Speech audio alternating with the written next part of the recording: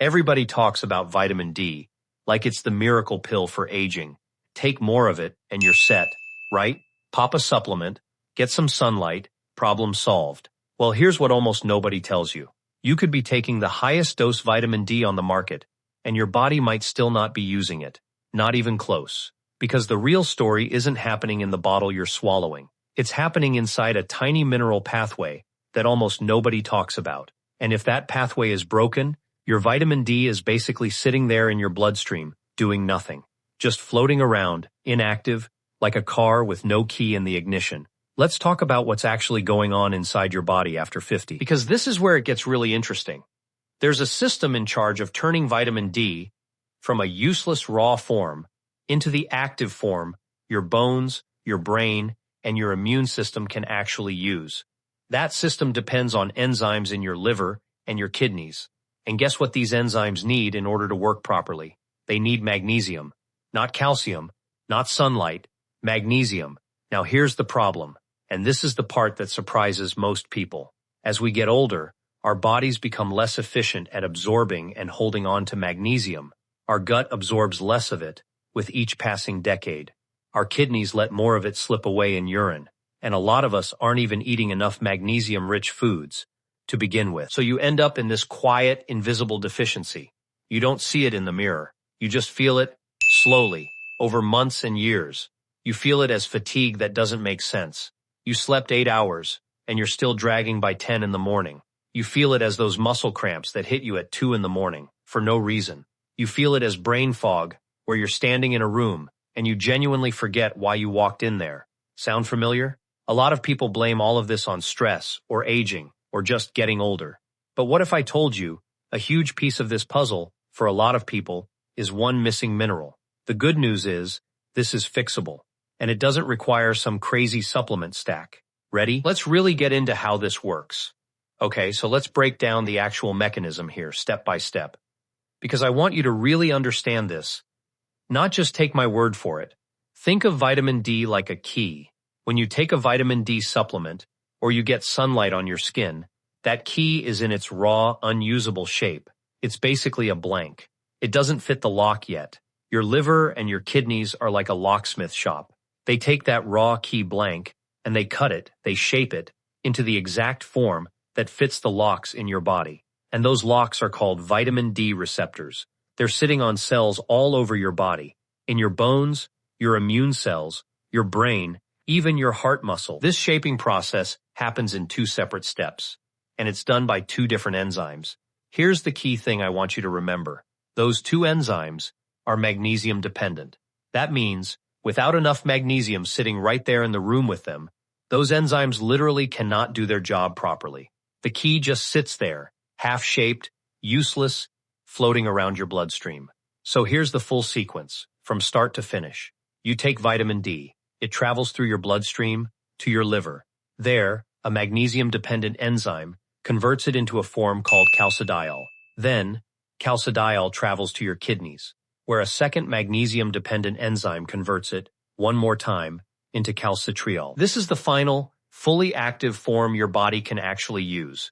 No magnesium, no proper conversion, at either step. It's that simple, and that important. And here's where it gets even more interesting.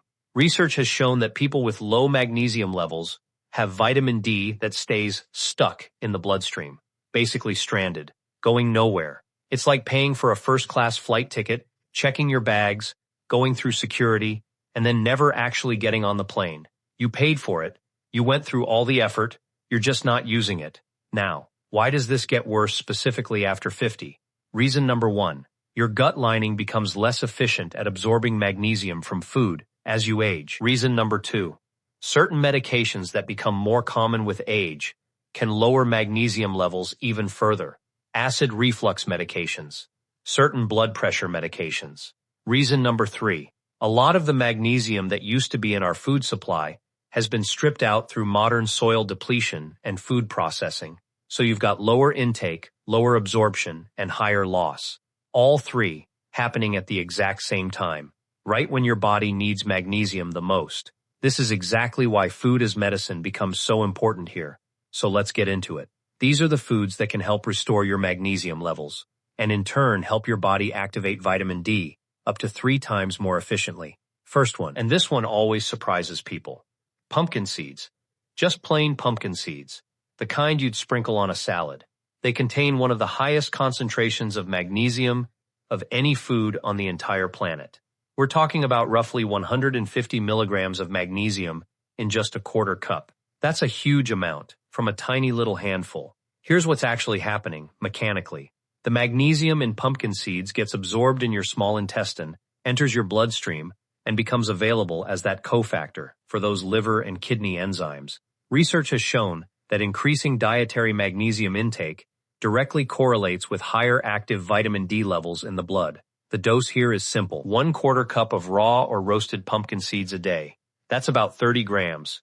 My tip? Keep a small jar of pumpkin seeds on your kitchen counter, not tucked away in the pantry where you'll forget about it. Toss a handful on yogurt, on oatmeal, or on a salad. Within a week or two, you won't even think about it.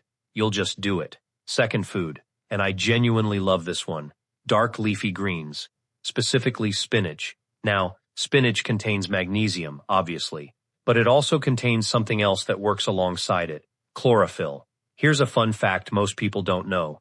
Chlorophyll actually has a magnesium ion sitting right at the center of its molecular structure. So when you eat spinach, you're getting magnesium in a form your body recognizes really easily. Here's the mechanism, broken down.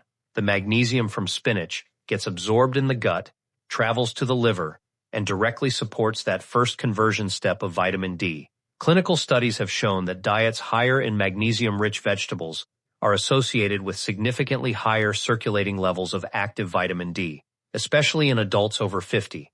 The dose you're looking for is about 1 cup of cooked spinach. That gives you roughly 157 milligrams of magnesium. Now here's a mistake a lot of people make. They boil spinach in a big pot of water and then throw away the water, which strips out a good portion of the magnesium along with it. Instead, sauté it quickly in a little olive oil for just 2 to 3 minutes. You keep way more of the mineral that way. Third one on the list, black beans. Now I know beans don't exactly sound exciting on paper, but stay with me here. Black beans are packed with magnesium, and they also happen to be one of the best foods for feeding your gut microbiome, which, by the way, plays a huge role in how well your body absorbs minerals in the first place. The way this works is, black beans contain resistant starch and fiber. Your gut bacteria ferment that fiber into short-chain fatty acids. Those short-chain fatty acids actually improve the health of your intestinal lining, which improves how efficiently magnesium gets absorbed into your bloodstream to begin with. So it's kind of a double benefit here: more magnesium content directly from the beans, and a gut environment that's better equipped to actually absorb it. The dose here is 1 cup of cooked black beans. That gives you about 120 milligrams of magnesium, plus around 15 grams of fiber for your gut bacteria to work with. My tip: if canned beans are more convenient for your schedule, that's totally fine. Just rinse them well, under running water, first. It cuts down on sodium significantly. Fourth food, and this one's a personal favorite of mine: avocado. 1 whole avocado gives you around 58 milligrams of magnesium. But honestly, that's not even the best part. Avocados are also rich in healthy monounsaturated fats. And here's the connection. Vitamin D is what's called fat-soluble, meaning it needs fat around it to actually get absorbed properly in the first place. So here's the mechanism, step by step.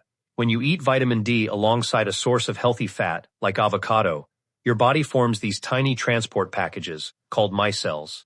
These carry the vitamin D through your intestinal wall and into your bloodstream far more efficiently. Then, once it's in your bloodstream, the magnesium from that same avocado is right there, ready to help activate it in your liver and kidneys. Studies have shown that taking vitamin D alongside a meal containing fat can increase its absorption by over 30%.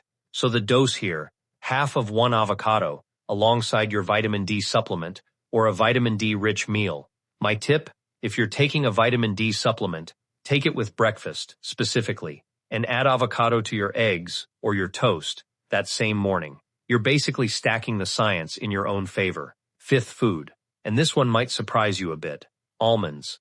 Just 1 ounce, that's about 23 whole almonds, gives you around 76 milligrams of magnesium. Here's what's interesting about almonds, specifically. They also contain a healthy dose of vitamin E, which works as an antioxidant to protect your cell membranes, including the very membranes that house those vitamin D receptors we talked about earlier. So while the magnesium is helping activate your vitamin D, the vitamin E in almonds is helping protect the cellular real estate where that activated vitamin D actually needs to dock. The dose here is straightforward. 1 ounce, roughly 23 almonds, once a day. My tip? Buy raw or dry roasted almonds, without added oils or excessive salt. The heavily processed, heavily salted varieties can actually work against your mineral balance. Sixth and final food, dark chocolate. But hear me out on the specifics here, because the percentage really does matter in this case. Cacao is naturally one of the richest food sources of magnesium out there. We're talking about 65 milligrams of magnesium in just 1 ounce of 70% dark chocolate, or higher. The mechanism is the same story we've been building throughout this whole video. Magnesium from the cacao gets absorbed in your gut, becomes available for those enzyme conversions in your liver and kidneys, and helps push more of your vitamin D into its final, active, usable form. The dose is small and manageable, just 1 ounce. That's about 2 to 3 small squares of dark chocolate at 70% cacao or higher, once a day. My tip? Pair it with a small handful of those pumpkin seeds we talked about earlier. You get a magnesium-rich combo snack that actually tastes incredible together. Now, if you're finding all of this helpful, this is exactly the kind of thing I break down in my videos, week after week, taking the actual science behind why we age and turning it into simple, practical steps. So make sure you're subscribed, because I've got a lot more of these deep dives coming. Let's talk for a moment about what happens when you actually put all 6 of these foods into practice together. Think of it like building a weekly rotation. Pumpkin seeds on your yogurt most mornings. Spinach, sautéed with dinner, 3 or 4 nights a week. Black beans in a soup or a salad, once or twice a week. Half an avocado with your eggs, a few mornings. A small handful of almonds as your afternoon snack. And a couple small squares of dark chocolate in the evening.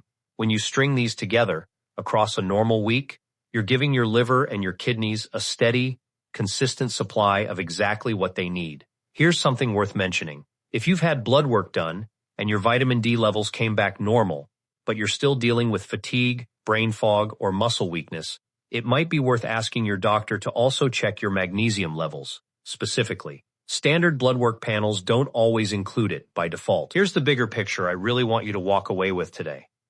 Vitamin D deficiency isn't always about how much vitamin D you're taking.